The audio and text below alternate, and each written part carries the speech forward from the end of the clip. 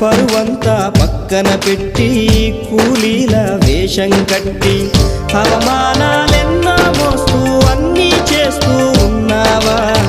జీవితమే జీతంతోటి తూకం వేస్తూ ఉన్నావా? ఎండమావి నీళ్ళ కోసం ఎడారిలోన వెదికావా? ముళ్ళదారిలోన నువ్వు గాయమయ్యి నిలిచావా?